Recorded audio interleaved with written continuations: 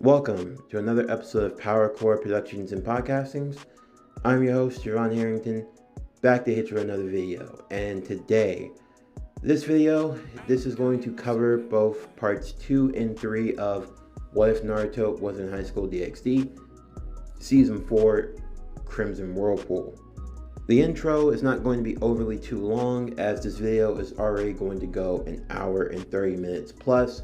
But I've decided to combine parts 2 and 3 simply because part 2 wasn't all that long anyway, and part 3, since that's more of the bulk of the story anyway, that is why I've decided to combine the two, since it would be easier than trying to put both of them into one singular video. But that also, I do have to work on the movie. Currently, while you'll be listening to this video, I will be working on What If Naruto Was in High School DxD, the movie that will be coming out tomorrow evening as well. First and foremost, before we get into this video, I want to say thank you to everyone who supports Power Core Productions and Podcastings. Thank you for supporting the reboot of What If Naruto Was in High School DxD. I truly hope you guys have enjoyed the story so far. I put a lot of effort into rebooting this series.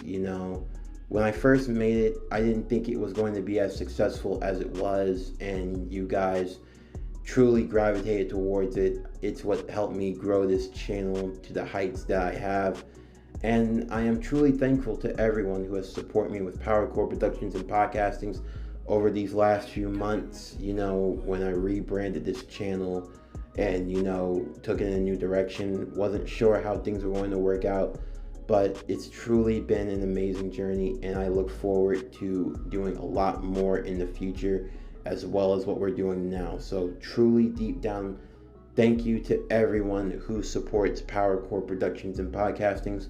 Like I always say, I cannot do it without you guys. You make the channel grow, you make the core grow. So deep down, thank you all so much. It means a lot to me, so thank you.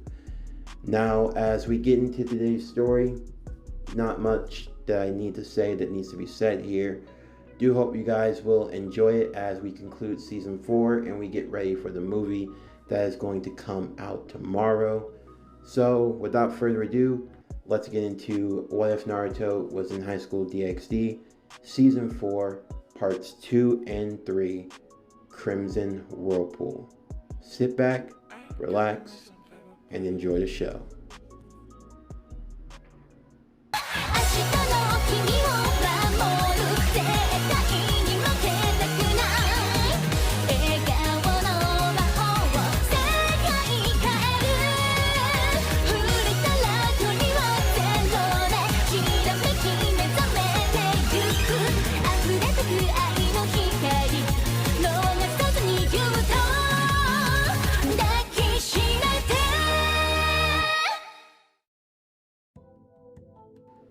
As Naruto and Soso would come face to face on the bridge, Soso would explain what they planned to do with Kuno's mother.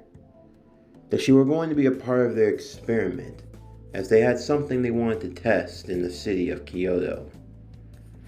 Naruto would demand that they hand over her mother. However, Soso would not be eager to do so, instead beckoning for the Red Dragon Emperor to switch over and allow his other little friend to come out to play. Knowing that they were referring to Kurama and the Nine Tails, Soso stating that from the sources he had gathered, the Red Dragon were also the owner of a yokai of sorts, and that they wanted to see just where this power had come from, and how strong he truly was. Naruto would be more than happy to oblige, entering into Caesium 1, as he would go charging straight towards Soso, as he would use his holy spear, the two engaging in combat, while his forces of anti-devil monsters would go to attack the others. Naruto, creating his shadow clones, would go and assist, getting everyone in position and lining them up to allow them to defeat the enemy without any casualty, while the original Naruto and Azazel would go to face Soso 2-on-1. He looked forward to the fight, battling the two off and sending them in different directions. As Naruto and Azazel would ask what their true intentions were, the goals of the hero faction. Soso would explain simply that he merely wanted to test the limits of his powers. That for so long the humans had often been at the beckon and mercy of the gods, but that now that was going to change, and it was going to start in Kyoto. As they would continue their fight with Soso and his monsters, soon a large golem from another dimension would arrive, Azazel recognizing it as one of the weapons of destruction that had been sealed away after the Great War, along with a young girl named Lafley Pendragon. She would reveal that she were a member of the Volley team, and she had come with a warning to Soso, Volley stating to not get in his way.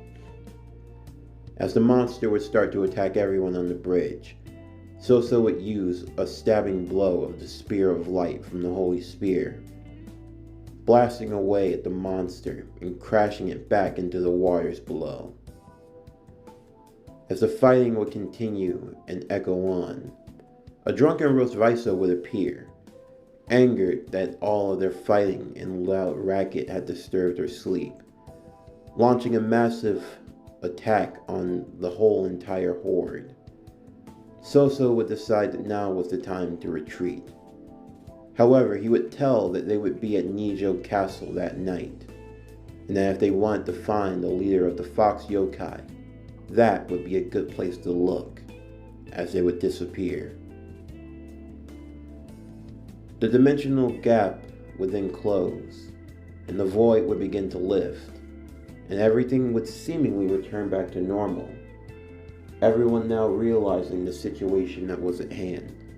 They would meet back at the foundation of the Fox Yokai, where they would all be gathering along with other forces, Azazel organizing everyone and getting them into position, as they knew now they would be focusing on a rescue mission, to find Yasuka and bring her back home. While they would like to take out the hero faction, it would be of the most importance to make sure that everyone got home safely, so that would be their number one priority in the meantime. As they were preparing, Azazel would tell Naruto that he would be leading the charge this time around. With Rias not here, he would have to act as the king. And even more so, he would have to make sure that everyone would be safe. With Saji being placed on the team as well, he would have to look out for his well-being also. Saji having the powers of the absorbing black dragon, Furitura, it would prove to be useful, as he would accompany them. Kuno would also ask to come as well, as she wanted to be there for her mother. Naruto saying that he would look after her also, as she was family. As they were preparing to leave, another mist would roll over the area, as Dimension Loss would be activated over the entire city of Kyoto. Everyone being separated and put in different locations, they would all have to make their way to Nijo Castle on their own.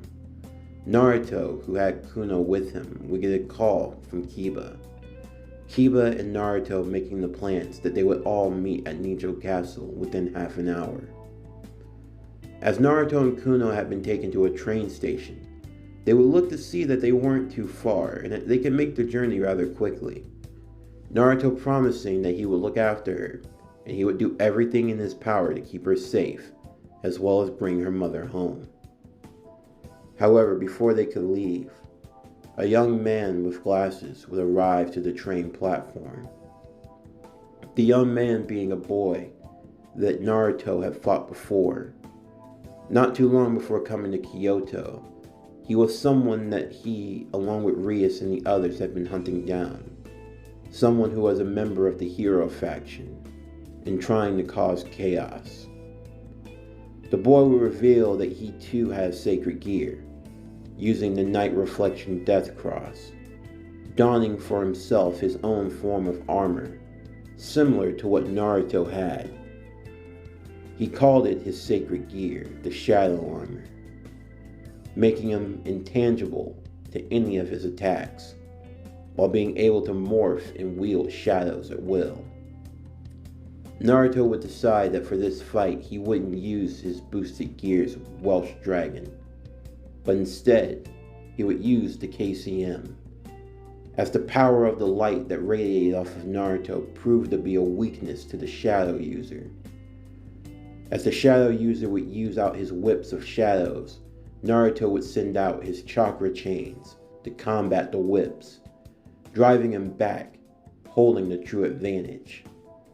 However, as Naruto would continue in his fight with the boy, it would soon be revealed that his attacks would seemingly pass right through him, unable to land any clear strikes. As the fight would continue, Naruto would remember the story that his father had told him, of how, of the night of his birth, he believed he had come into contact with Madara Uchiha, and how he too had a power that made him intangible. Remembering how his father wanted to fight, he would take a similar note. He would create 2 shadow clones who would go charging directly at the Boy of Shadows, sending out 2 of their flying Raijin kunai. They would pass right through the shadow wielder, believing that Naruto had made a mistake, as he would send 2 spikes of shadows directly at the clones to take them out. Unknown to him, Naruto would have vanished, appearing right behind him as he would use the flying Raijin level 2, creating a massive Rasengan and slamming it into the shadow user, knocking him out completely before he could become intangible, similar to how his father had won his fight. With that, he would take Kuno before arriving at Nijo Castle along with the others, just in time to see what was happening. Soso had the mother of Kuno attached to an altar where one of his companions had begun using the spell, created specifically to draw out the 9 tails within her. Kurama would be shaking on the inside, feeling a strong sense of anger for what was happening to the woman, as he felt as though, being a fellow 9 tails himself, he felt a special bond to her in a way, noting that it were not right for those to use others as they wished, just as he had been used by others. They would take note of the spell that was being cast, drawing out Yasuka's 9 tails transformation and causing her to transform completely into the 9 tails, albeit a more feminine version. They would make it clear that their plans were to attract Great Red, to bring him out of the dimensional gap and to kill him. A plan that Vali would have had similarly, however they were trying to beat him to it. However, before the others could continue to go after to save her, Soso would divide them up into groups, knowing that he and his own companions wanted to test the limits of their powers, and they would all break off into their individual fights. Naruto, of course, going one-on-one with Soso, while in the meantime Saji, along with unleashing his own dragon, Furitura, would be focusing on dealing with Yasuka, trying to absorb her power and hold her in place for as long as possible. Naruto and Soso would engage in hand-to-hand combat. It was obvious that despite being human, he had been trained very well from a young age, and that even if he were merely a human, his weapon was the Holy Spear, or the God Slayer Spear, a weapon that no devil could fight against, and Naruto was in fact a devil. Naruto would create shadow clones to try to gain the advantage, all 8 of the Narutos surrounding Soso, some fighting with long distance while the others would fight in close range. Soso, however, would work to keep them on their toes, fending them off with the spear, moving elegantly around the battlefield. As the spear would move and the blade of light would slice through some of the clones, destroying them easily, Naruto would wait for the moment to get his clear shot in, as 2 of them would kick Soso into the air, performing the Uzumaki Barrage, as the original Naruto would go, towering above everyone else. He would slam his Rasengan onto Soso's arm, blasting it off completely as the 2 would fall to the ground, Naruto believing that he had won that exchange.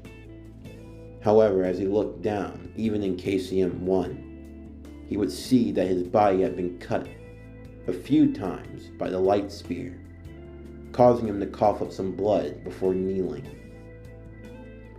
He would attempt to switch over to his balance breaker, thinking that this would give Kurama enough time to recharge. While in the dragon armor form, it would only do but so good. Soso, using his phoenix tears that his team had obtained from the black market to reattach his arm, would continue his fight with Naruto, now getting a chance to square off against the red dragon. While the dragon's defensive abilities with the rook was able to withstand some of the attacks of the spear, it would, however, take its own amount of damage, Naruto eventually being stabbed straight through the shoulder, causing him to keel over and fall back. As he did so, Soso would compliment Naruto on his abilities, stating that to have the power to switch between either one was truly fascinating to him. But however, just as he had heard from the other reports, it left him rather unbalanced in the grand scheme of things. In the end, Naruto was using his power not in unison, but rather in contrast. It was kind of like a water spigot, to be precise. One was hot water and one was cold. And for some reason, Naruto couldn't seem to turn them both on together.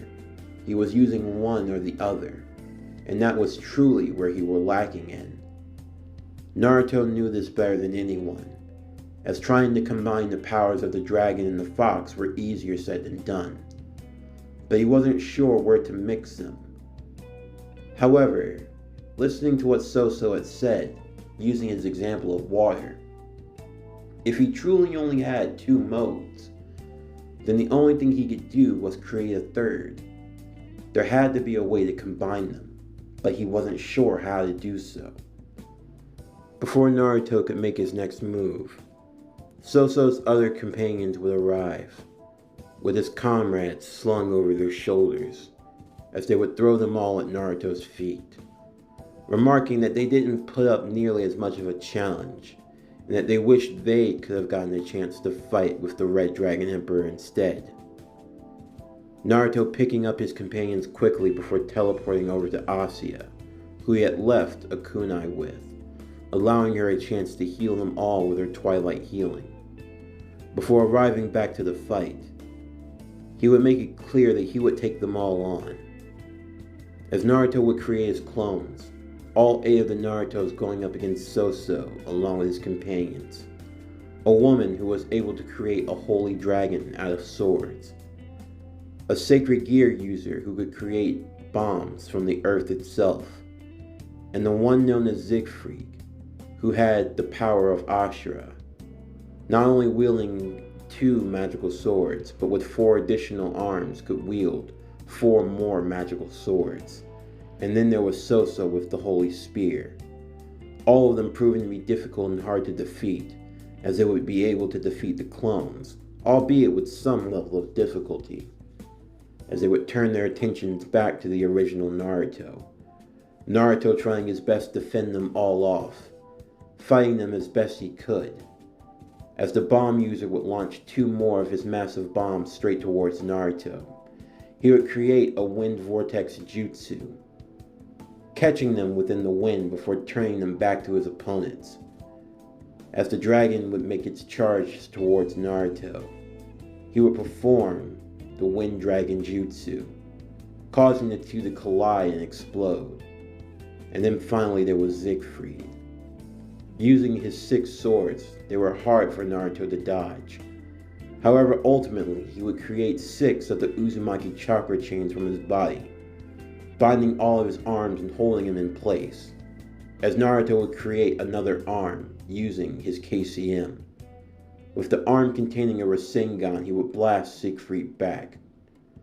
However, within all of the commotion, he didn't take account for Soso. With one slash across Naruto's back, the Spear of Light doing immense pain to him as he would fall to the ground.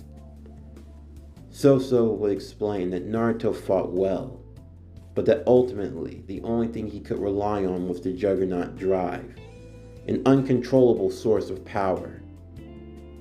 He would continue to mock Naruto, telling him that it were truly ironic that the mighty dragon and someone who possessed a powerful yokai would fall to a lowly human.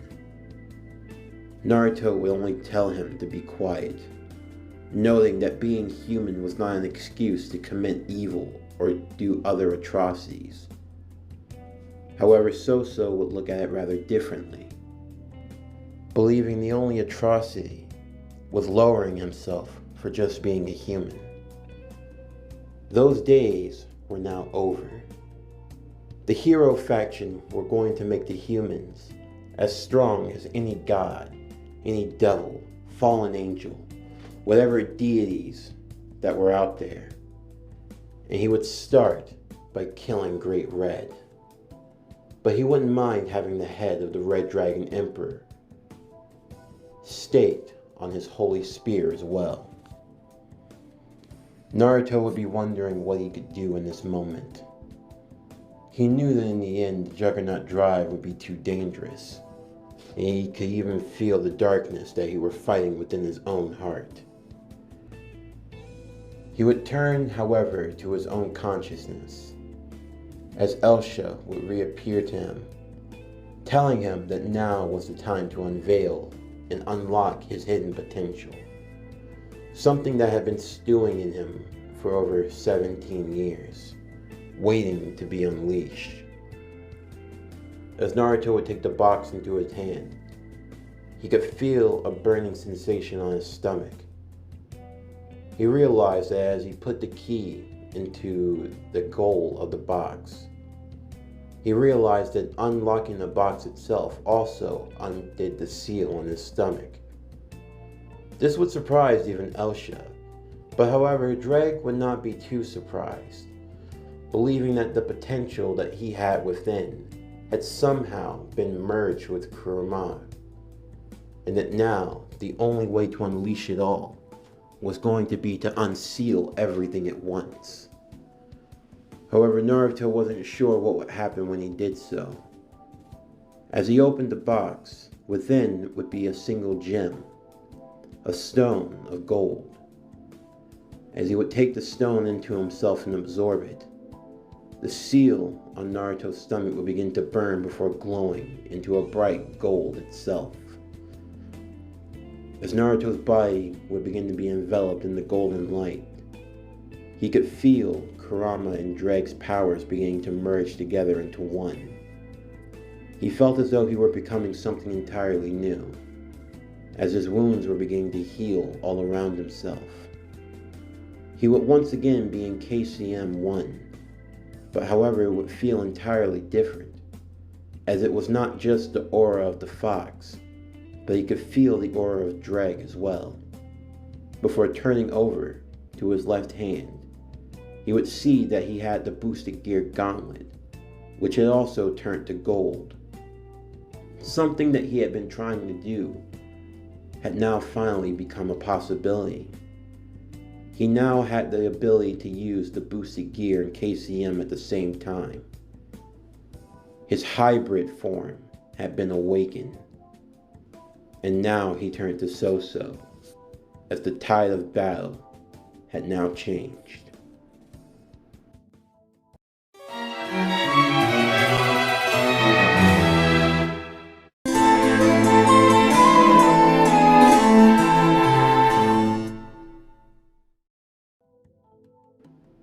As Soso and the others would look at Naruto, seeing that he was once again in KCM.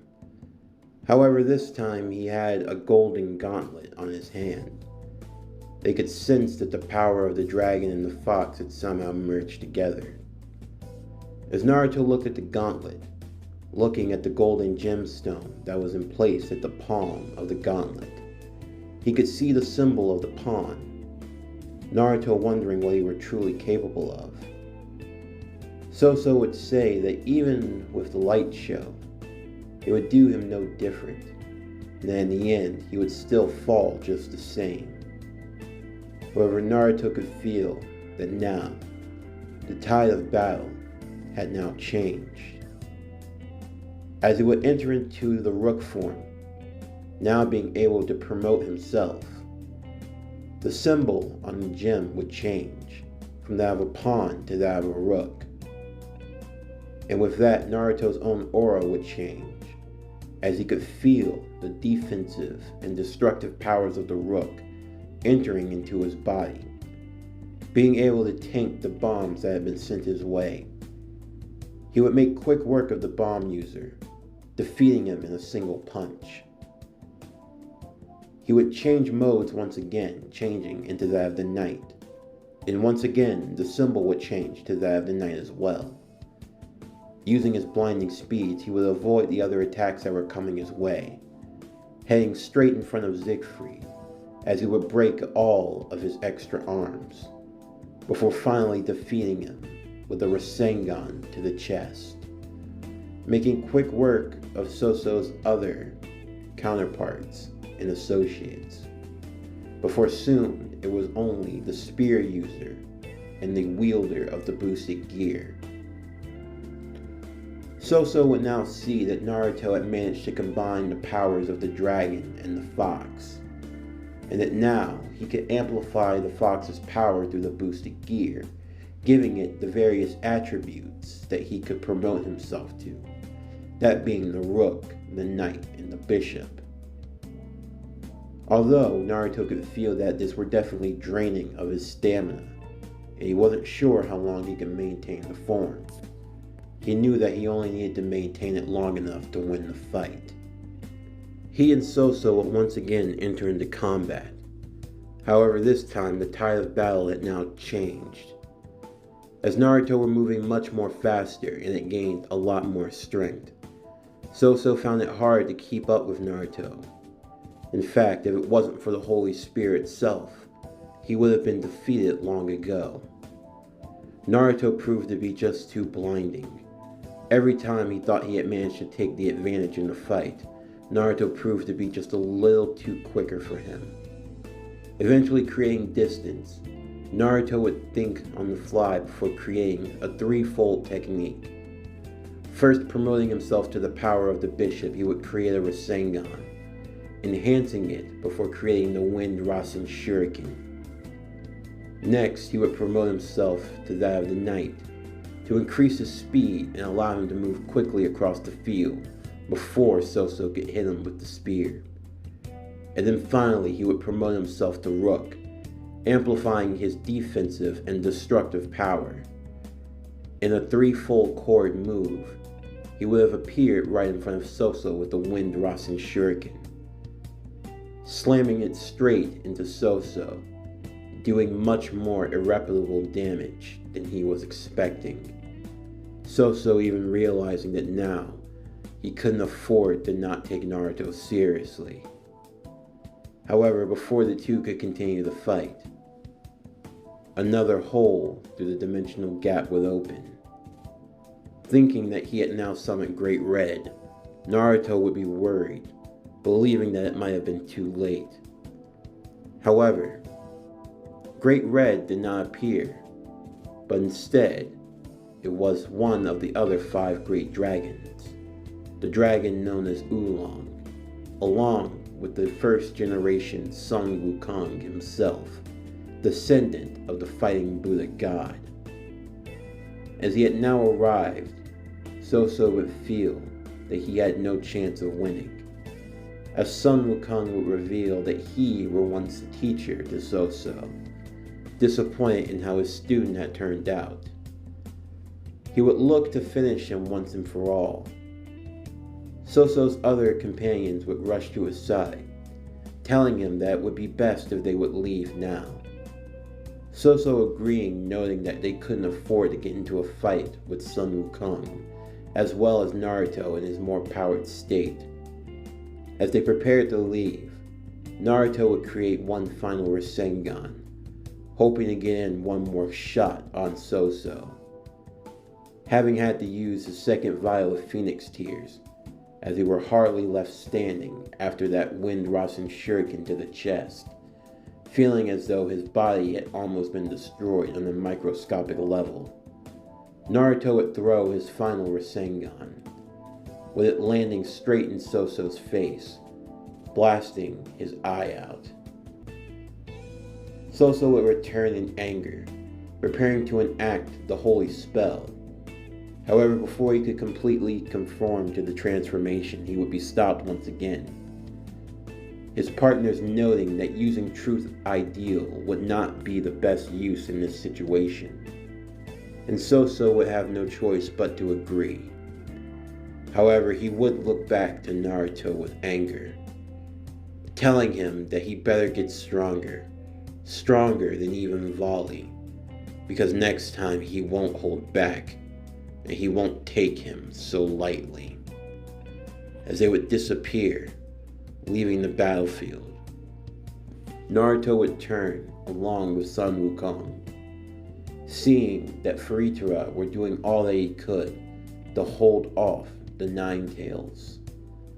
Sun Wukong would tell Naruto to go on ahead, and that he was the only one who could reach into the Nine Tails' heart.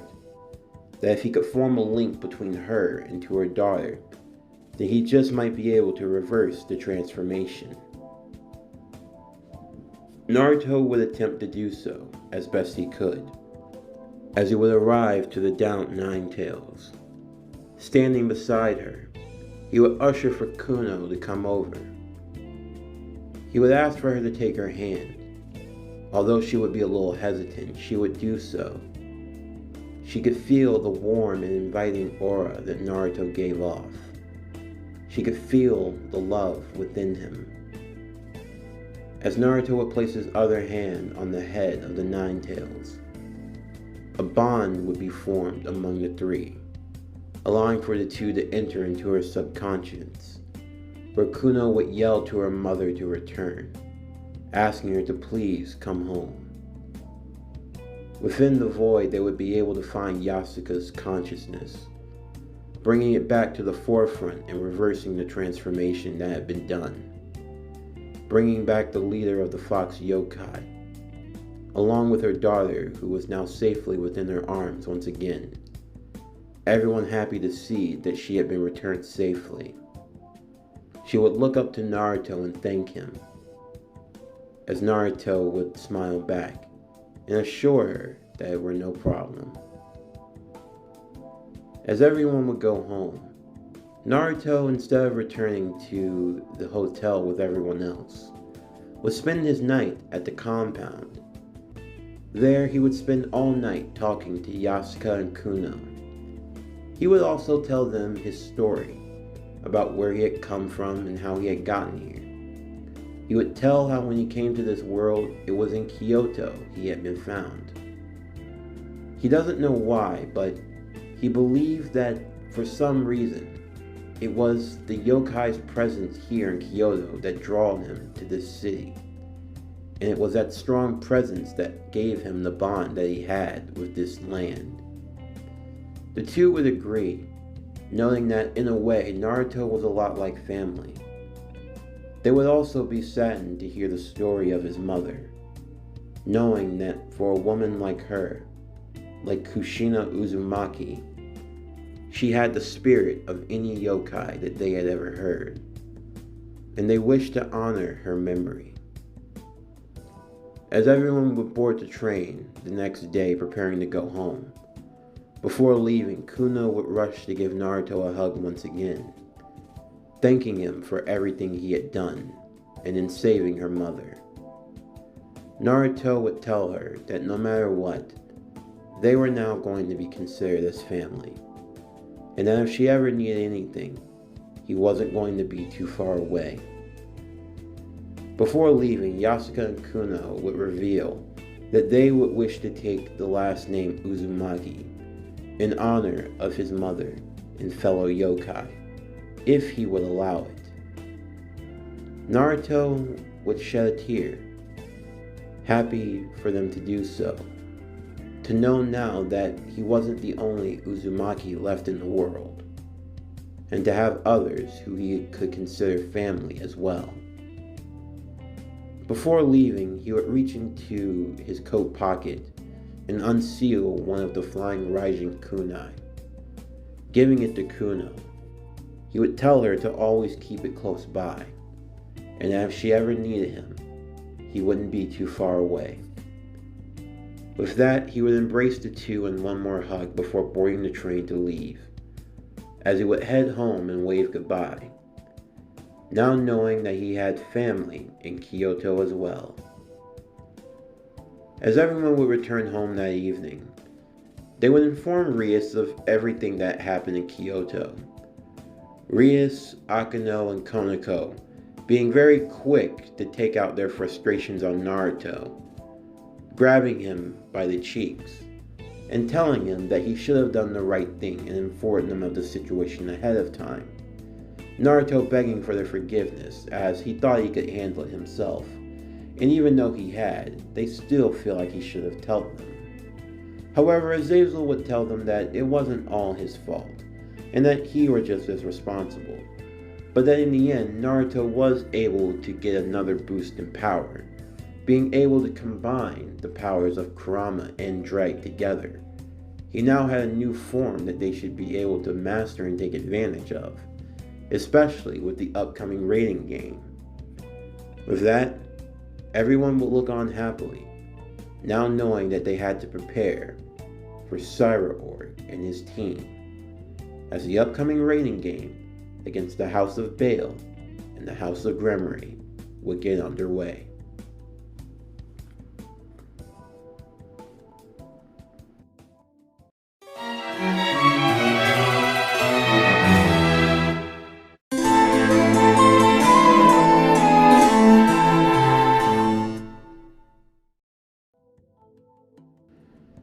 As Naruto would be preparing for the rating game, a lot would be happening in his life.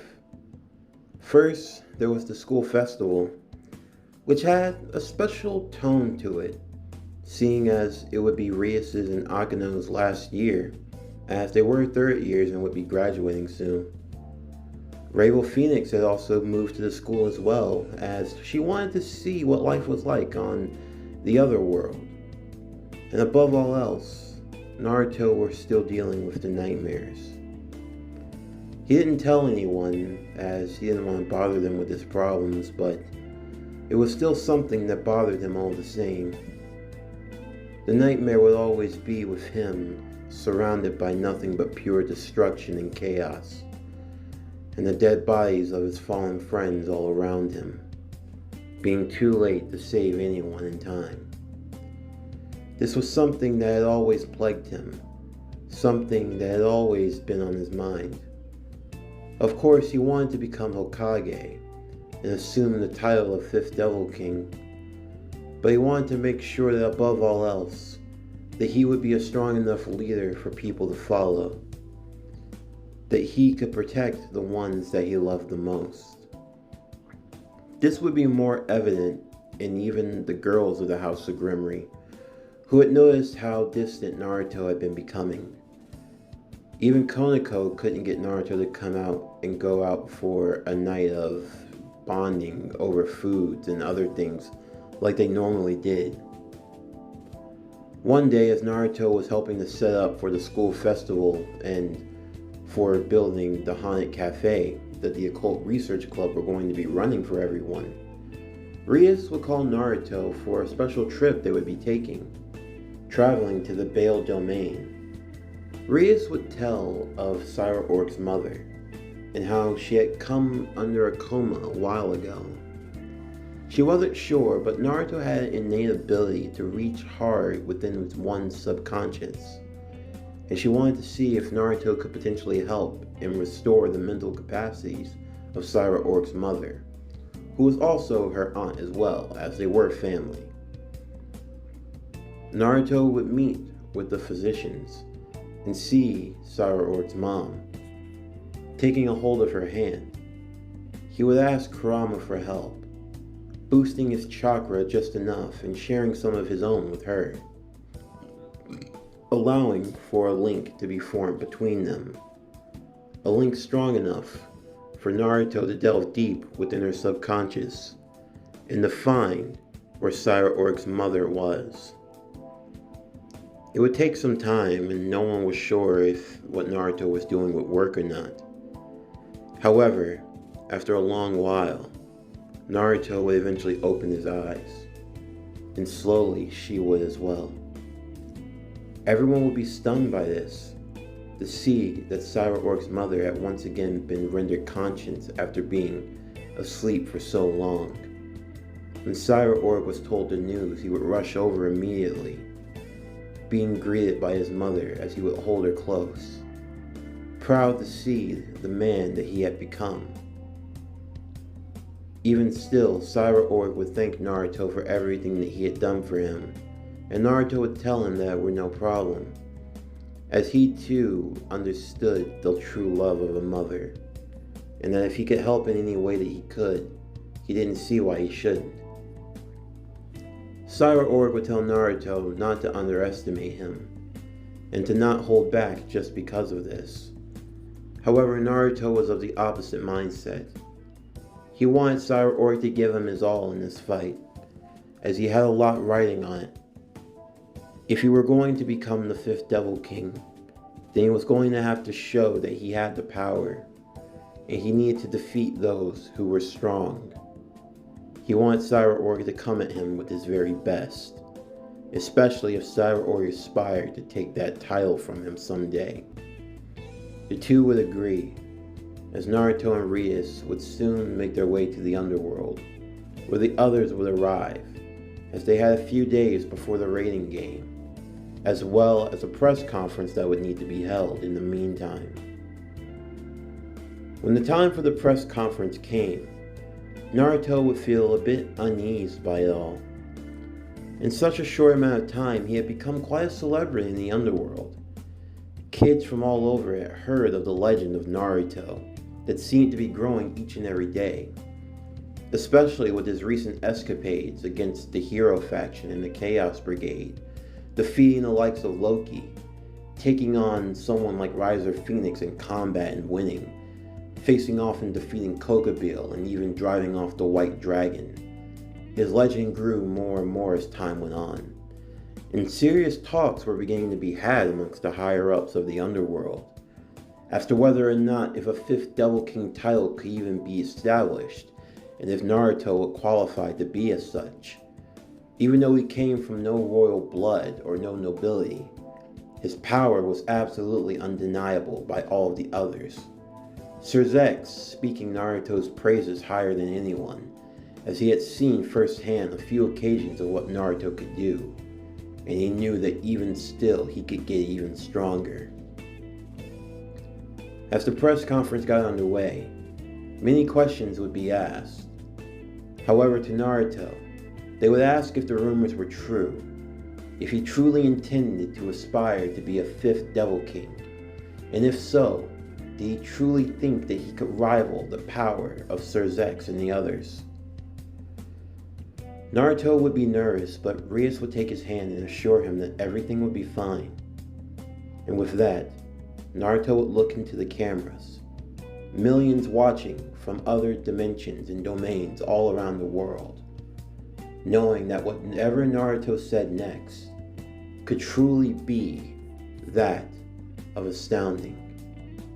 As Naruto would look confidently, he would boldly declare that he were fighting for his dream, for the dreams of Rias, and for the House of Gremory. His loyalty were to that of the devils, and his loyalty was to that of Rias. He wanted peace, and he did not intend to fight any of the Devil Kings for their spot, out of respect for their nobility and their pride. However, he did aspire to become a Devil King himself. He would establish himself as the 5th Devil King of the underworld and would lay claim to his own domain. His title would be known as Hokage, and he would re-usher in the era of the shinobi. These words would catch everyone by storm, reporters all over asking many questions as to what an Hokage was, and what did he mean by re-establishing the shinobi. It would all be a bit too much for Naruto, and they would soon wrap up the press conference rather quickly, allowing him for a chance to exit. However, before leaving, Cyber would tell Naruto that he did a good job out there, and that he were definitely someone that he would be proud to call a Devil King. However, before he got that opportunity, he would have to go through him first. The two agreed, as they knew the next time they met, it would be in the battlefield. With a few days until the raiding game would begin, Naruto would take time to be alone. He wouldn't really spend time with anyone else, even when they tried to. Everyone were especially worried about what Naruto were thinking when he were going through. The pressure of competing in the raiding game, of doing well, of not embarrassing Rias and the others, of holding up his own end, of being strong enough to defeat Cyber. All of it was a lot to take in for himself. As Naruto would be meditating one night, focusing really hard on everything that he had gone through and everything that he would have to go through in the future. Within his own meditation, he would actually find himself stationed upside down, having his feet clinging to the ceiling, holding on and trying to focus, as his mind would be racing with many thoughts. He would soon find himself losing concentration as he would fall to the ground, rubbing his head from the fall. As he did so, the door would open. Asuya, Akino, Irina, Zenobia, and Konako would all walk into the room together, all dressed in a rather sexy attire, to say the least. Silk robes, to be precise. Naruto wondering what they were still doing up, and they would ask why he were doing the same. Naruto would say that he just had a lot on his mind and meditating was really just something he did to pass the time anyway. However, everyone would sit beside Naruto one by one. Normally, they would all be swooning over him and Naruto would be preparing to run, but he didn't feel the need to this time. Plus, they weren't going to let him. Konako would sit in Naruto's lap. Irina and Zenobia would sit in Naruto's backside, and both Akino and Asuya would sit on either side of Naruto, all girls close at hand to him, asking him what were wrong and what was it that were bothering him so much. Noting that for a while he hadn't been close to any of them, it seemed as though he were avoiding them. Naruto now felt like even more of an idiot, knowing that he was probably being inconsiderate of them and their feelings. However, he would explain that he had a lot on his mind. He would tell them of the nightmares that he were experiencing. He would tell them of everything that he had felt from the time that he had met Rainier up until now. He had no regrets about being a devil, quite the opposite. However, deep down he felt he were inadequate for all of them. Truthfully, he didn't know what they saw in him so much. Sure, he was a good fighter, he was talented, but there were a lot of other people out there who could say the same. So what made him so special in all of their eyes? It was something he really just didn't understand. He didn't understand why they all swooned and chased after him so much the way that they did. He didn't understand what it was about him that made it seem as if he were worth dying for. However, each girl would be rather affirmative in their feelings for Naruto. They would tell him how it was thanks to him that they were able to overcome their own trials. That it was thanks to him never giving up that they had always been able to move forward. No matter how bad things have gotten up until now, Naruto never went back on his word. He always moved forward and wore his heart on his sleeve, and that was something that they had all come to admire him for. Above all else, even Rias. Akino stating that despite all of the love that they have for him, and as much as they wanted to believe that they were number one, they knew deep down Rias, her love for Naruto went deeper than everyone else's. Naruto wondering why Rias would love him though. However, they would explain that to him, Rias was, well, everything. That in a way, he had seen Rias in a way that no one else ever could. And as such, it made her feelings for him even that much more deeper. And Naruto would reciprocate those feelings. He would say that more than anything, Rias was an amazing girl, and that he always wanted to be with her. Of course, he wasn't sure at first when he had become a devil and everything. He thought that someone of her nobility might prefer someone else. After all, outside of battle tactics, he were pretty dumb in most other regards. He didn't have the best grades in school. You're pretty sure he wasn't the most good looking. He wasn't sure what he had going for him some of the times. However, even still, Rias seemed to always be close to him just the same. And he couldn't deny her beauty, her charm, her wit, her intelligence, her strength, her nobility. All those aspects. How could anyone not love her? However, he was unsure if she ever would truly feel the same for him. However, it wouldn't take long for Naruto to learn the truth though, as the girls would usher her in to the door, asking if she had heard everything. And to Naruto's surprise, she had. Rias walking in, along with every other girl as she knelt in front of Naruto. Naruto now being more shy than ever, as all 6 girls were now completely surrounding him. Rias would take Naruto's hand, reassuring him that everything were going to be fine. After hearing what Naruto had been going through, she would tell him that he didn't need to worry about losing any of them, that they had all made the choice to be with Naruto of their own free will, and that they would follow him no matter where he went.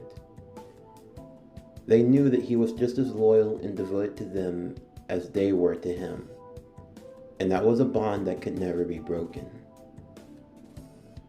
With that before anyone else, Rias would then give Naruto a kiss, followed by each other girl precisely. Now, I'd like to tell you that bodies were discovered and that there was a night of passionate lovemaking, but this story is PG, and let's be honest, Naruto's not going to get that lucky on the first try. So, nothing was done below the belt. Everything was strictly body holding and kissing. Although I will say in one regard, Naruto learned one thing above all else. One thing that every man will learn at some point in his life. The mouth can do many things, many amazing things. Things that it probably shouldn't do, and things that if your parents ever saw, they would be surely disappointed in you. However, you're a devil though, so you can do whatever you want. The next day, everyone would make their way over to the meeting hall for where the rating game would take place. Azazel telling them that their rating game would be getting coverage worldwide, and it was getting the same press as a pro game, although they shouldn't focus on that too much.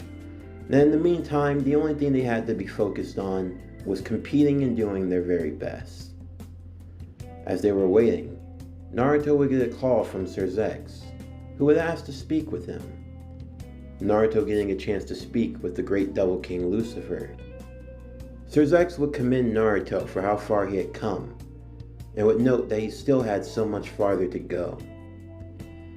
He would show him all the letters that he had received from kids who had been rooting for him all around the underworld, noting that Naruto didn't just fight for his own hopes and dreams, but that he fought for the hopes and dreams of all of the children of the underworld.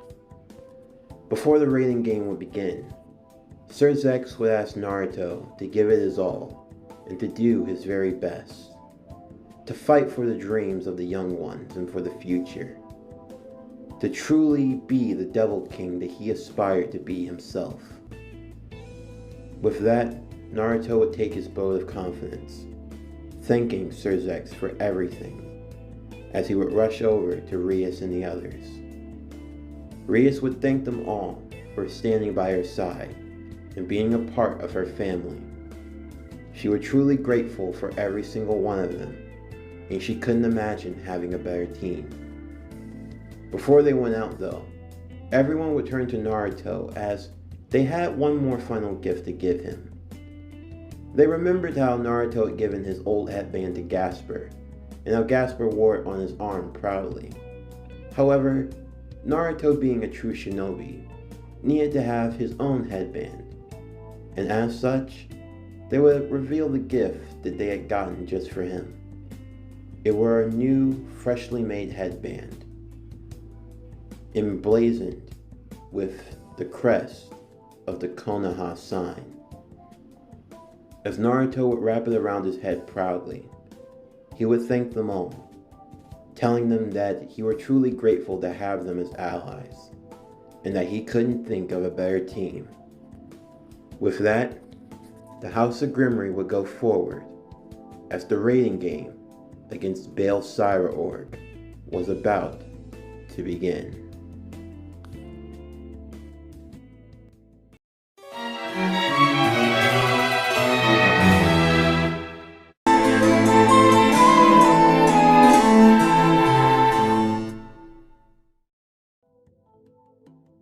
As the two teams would enter, the crowd yelling and cheering for both sides, preparing for the fights that were about to begin.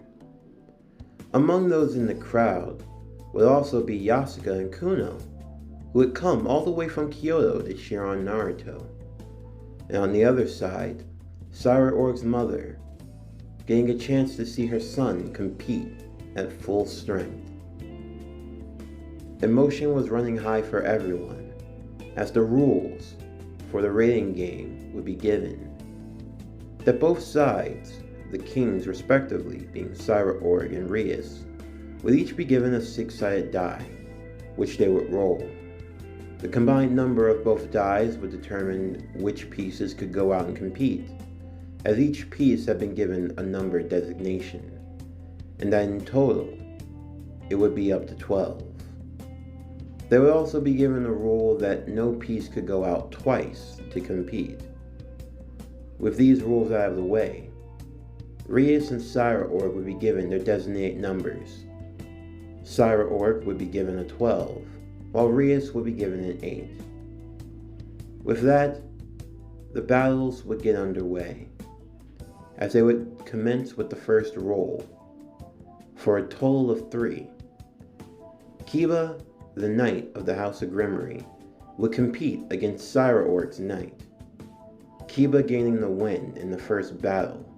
However, Naruto would take note of Kiba and his duplication technique, noting that it was a lot similar to his shadow clones.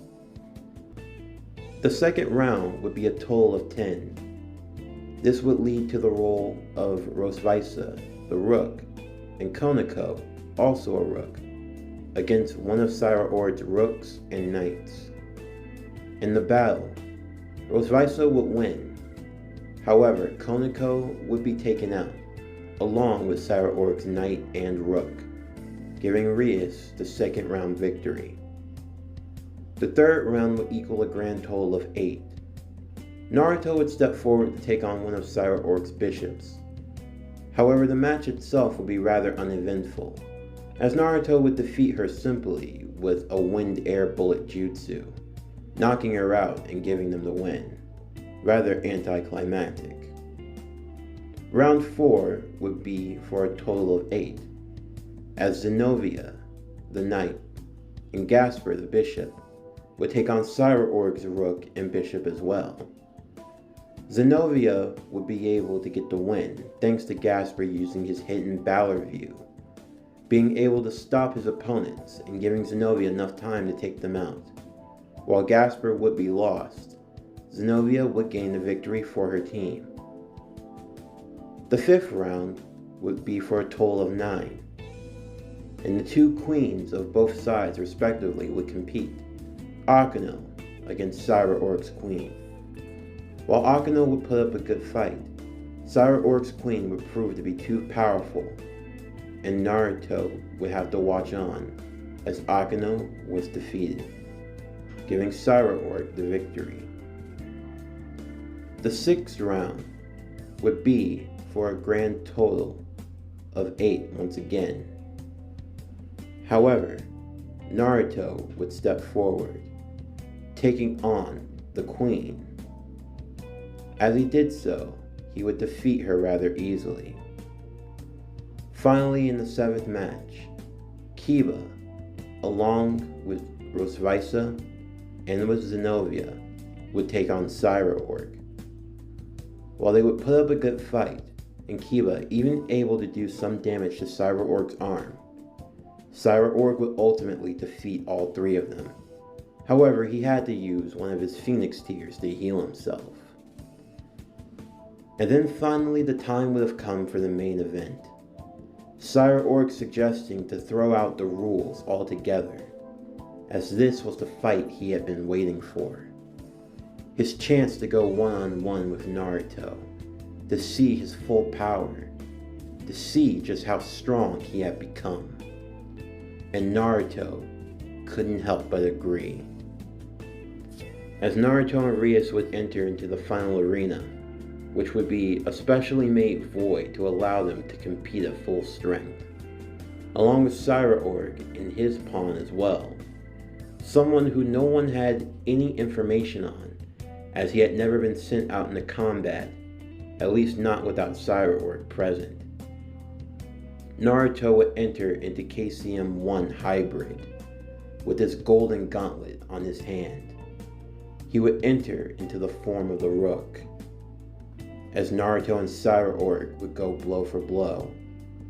Naruto's strength having been increased to an amazing degree, and Cyber-Orc feeling that he weren't going to have to hold back for too long.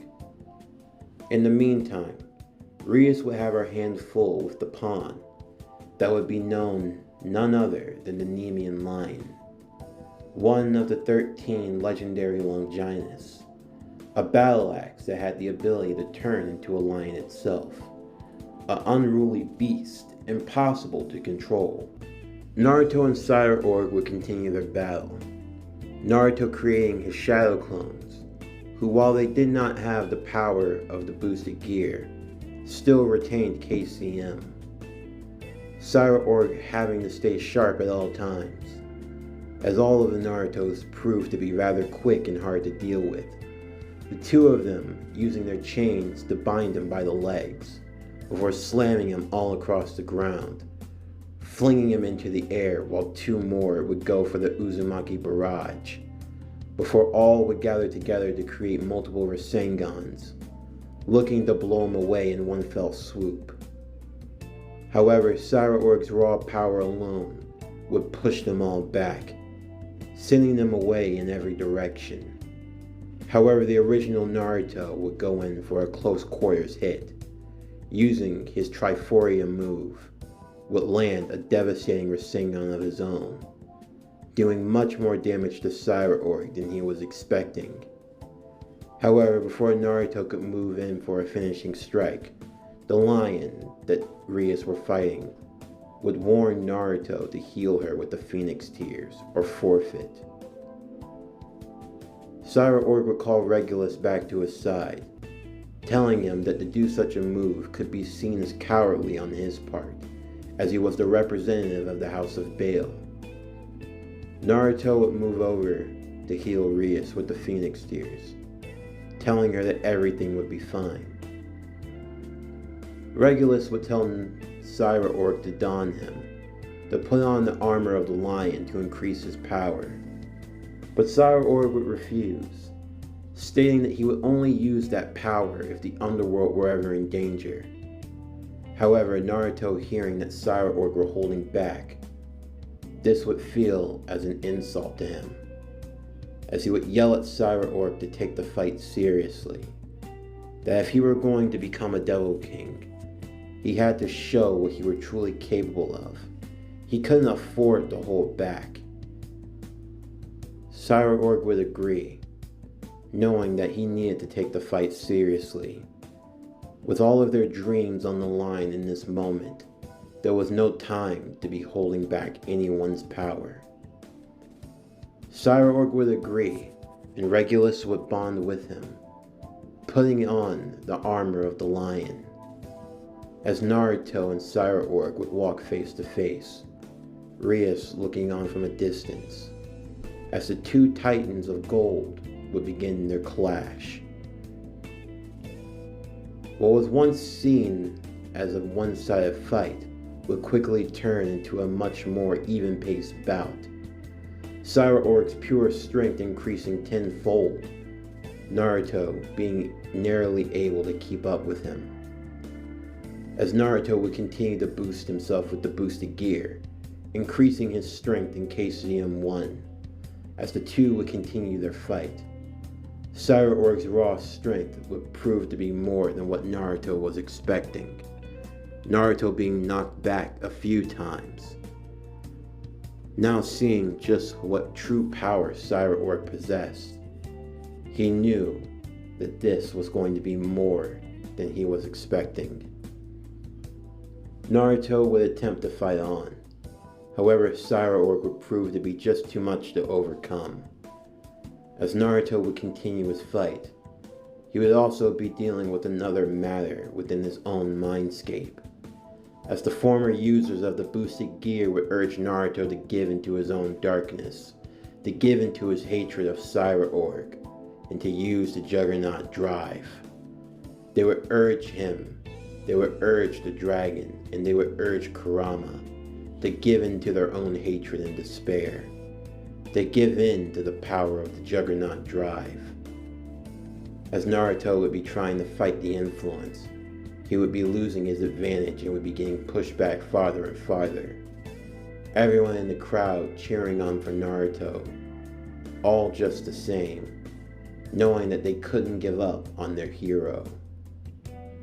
As Naruto continued his mental fight, two familiar voices would come from behind him. Voices that he hadn't heard in a long time. Kurama would be shocked just as well, and even Dreg, as behind Naruto, he would see the silhouette of the two people who meant the world to him. It would be none other than Minato and Kushina. The two walking up to their son, who had now gotten much taller.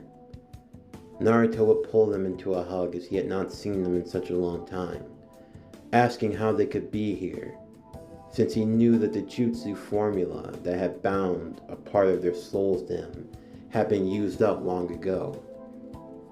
However, Minato would explain that there was a sliver that remained. They weren't sure when Naruto would ever use it, but it was kept buried deep within, and they felt that now would be a good time to see their son, remarking that they were so proud of him for how strong he had become and for the friends that he had made along the way. Kushina would also be happy to see that her son had grown to be a powerful shinobi. However, there was one thing that she had to speak to him about, referring to what had happened the night before. Naruto would try his best to explain everything, but before he could, his mother would bash him over the head repeatedly for doing such obscene things for a child his age, even though he was almost 18. Minato wouldn't get involved, as Kushina would dole out her motherly punishments. However, once she were finished, she would look at Naruto sternly, stating that since you were a part of a new culture and the new customs would have to be accepted, then those were things that they were just going to have to accept as well. However, if he were truly going to be serious about taking multiple wives, then he better promise to love all of them equally, to treasure them, and to never break any of their hearts. Because if he did, she would come back from the other world, and even death would not save him from her scorn. With that, Minato would take over as well, telling his son that he'll do his best as Hokage, and even more so, he'll be a good husband to all of them. That he could be assured of. As Naruto would look on as his mother and father would hold him close, Kurama even mentioning that as much as he hated to admit it, it was kind of nice to see their familiar faces. The two would turn to Kurama and thank him for taking care of their son and for standing by him, albeit begrudgingly. Kurama wouldn't have time for their sappy affair and would say that it was time for them to get back into the fight. Drag also agreeing, as Naruto knew that this was going to be the last time he would see them, as it would now fade completely from his consciousness. They would wish him good luck, telling him to be the greatest of Hokage and to surpass all of the ones that came before him. Pushing Naruto forward, he would feel, truly deep down inside, that he were loved and that his power was based on that love. Instead of relying on the hatred of the Juggernaut drive and uttering the words of the curse, he would instead usher in his own. I, the Red Dragon Emperor, am the light of hope. I guard the dream and protect the innocent. May my righteous fury burn all evil who oppose me, and may the darkness burn in my will of fire. I will blaze a path to the future, covered in my crimson love. I am the son of Minato Namikaze and Kushina Uzumaki, the Jinchuriki of Kurama, mightiest of all of the tailed beasts. I am Naruto Uzumaki Hyodo, the next Hokage and Devil King of the Underworld. With that, Naruto's body would begin to glow as he would enter into KCM2. As a cloak would form around him, his body now being shrouded in a new golden light, the boosted gear shining brightly in his left hand, and the pawn symbol emblazoned on the stone. Saira could now sense that Naruto had reached a new level of power, and Rias could sense it as well. As Naruto would turn to Saira once again, holding the gauntlet into the air, as the symbol on the stone would change from that of a pawn to that of the queen. KCM2 queen form had now been achieved. As the two warriors, clad in their golden aura, would face each other once again, now noting that this were going to be the final stages of the match. Both would agree to put everything they had on the line, the two beginning to fight, Naruto using his highest level of ninjutsu, dodging Saira attacks before launching his own, the wind-style airstream, now tenfold stronger than before. The great winds pushing back Saira, but Saira would stand firm, as even within the crowd, not all were cheering for Naruto, but Saira had his own supporters as well, led by none other than his own mother, who encouraged him to move forward, to truly show what he were capable of, to fight to change the way of the underworld, so that no one would ever experience what he had to show that he had the heart and the courage of the mighty lion itself. Saira aura would roar, his fighting spirit emblazoned and on full display, as he would punch back at Naruto, and Naruto doing the same, punching back at him, the two engaging in hand-to-hand combat, neither one relenting, neither one giving up and unleashing their true strengths. Both Dragon Kurama would tell Naruto that this was the first time they were using this form, and that it most likely wouldn't last very long. However, Naruto didn't need it to, as Naruto would create KCM2 infused Rasengan, the mightiest of all Rasengan, as Saira his right fist would transform into that of the lion's roar, as the two attacks would collide with one another, blowing away the arena that they were standing on, until eventually all the two had left was the energy that they could muster into their fist. The embers of KCM flickering on and off for Naruto. However, he would continue to stand firm all just the same. And Cyra-org, while barely conscious, would not give up on his dream, believing that if he lost now, he would lose everything. He could not afford to fail. He could not afford to lose. And Naruto knew that he could not afford to fail as well. The two continuing their fight, each one landing a right and a left on the other. As soon, Naruto's KCM would have completely burned away.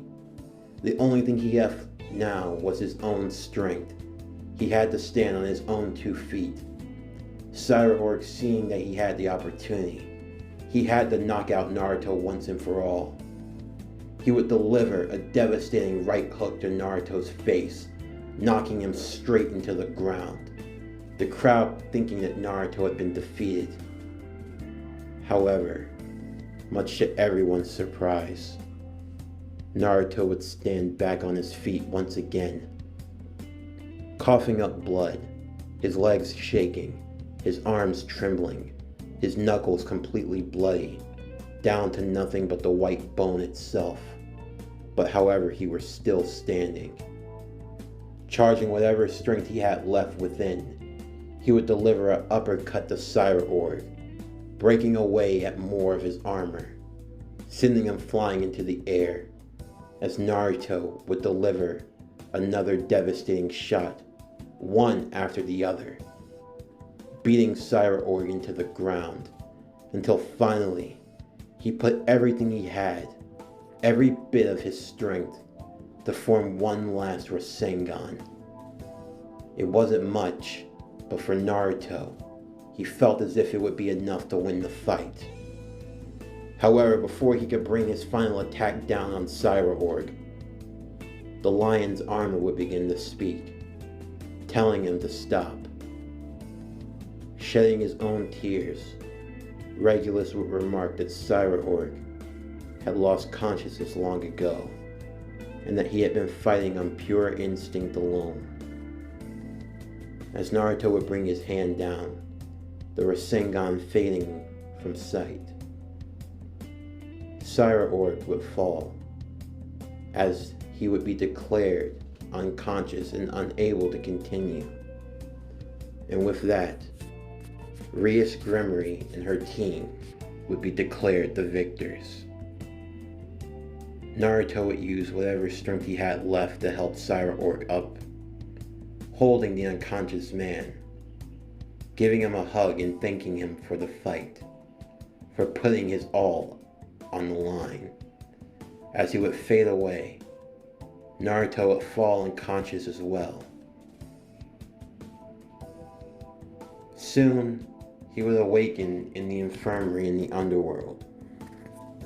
In a hospital bed, Cyra-org would be next to him, as he would tell him that he had passed out after their fight, Naruto wondering if that meant that they had lost.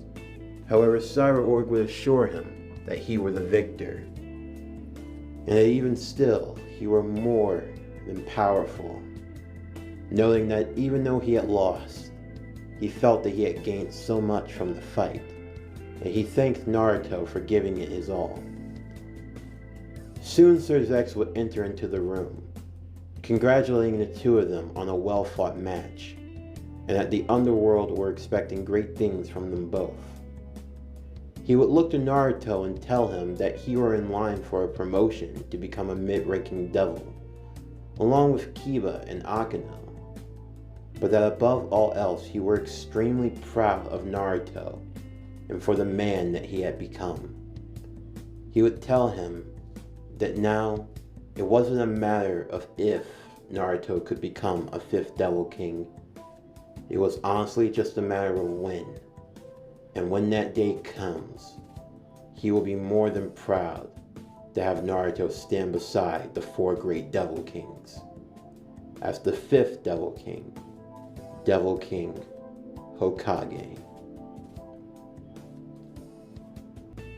After some time in the infirmary and healing, much longer than what was anticipated, as Naruto had damn near given everything he had in that fight, he would soon leave the underworld and return back home with everyone else, as there was still the matter of the school festival. The haunted cafe would go off without a hitch, Naruto helping with delivering orders of food and everything else, along with having a few of his clones assist, of course using the transformation jutsu so that no one would recognize him. They would give a helping hand and everything would go off exceedingly well. As the night would rage on and the bonfire would take place, everyone celebrating for a job well done, Naruto would be walking in the hallways of Ko Academy. As he did so, he would come across one hall in particular.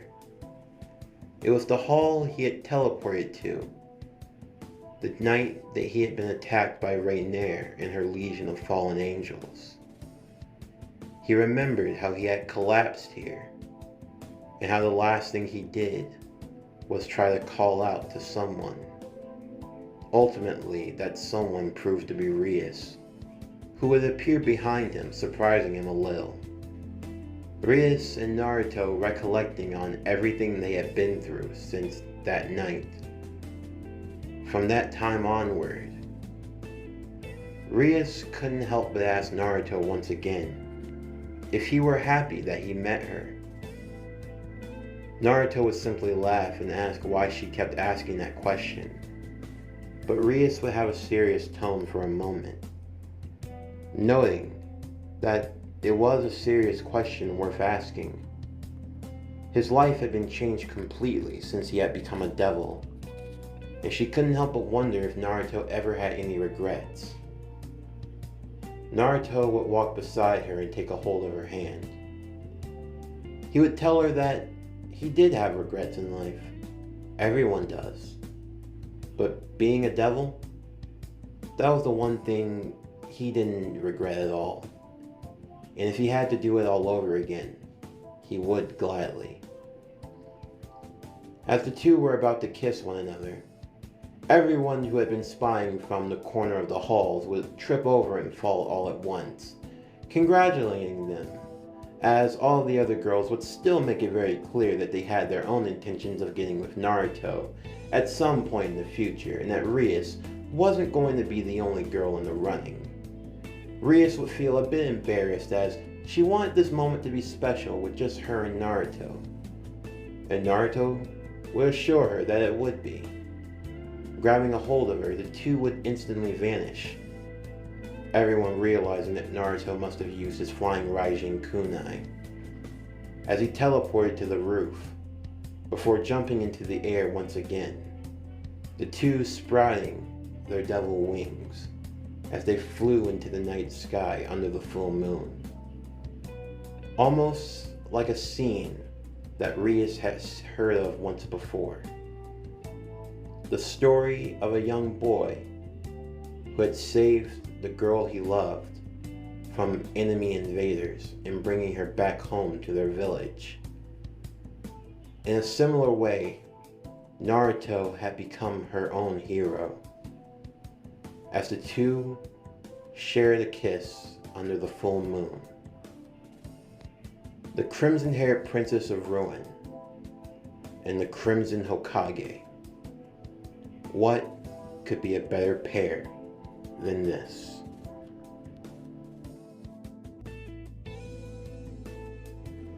This concludes What If Naruto Was in High School DxD, Season 4, Parts 2 and 3, Crimson Whirlpool.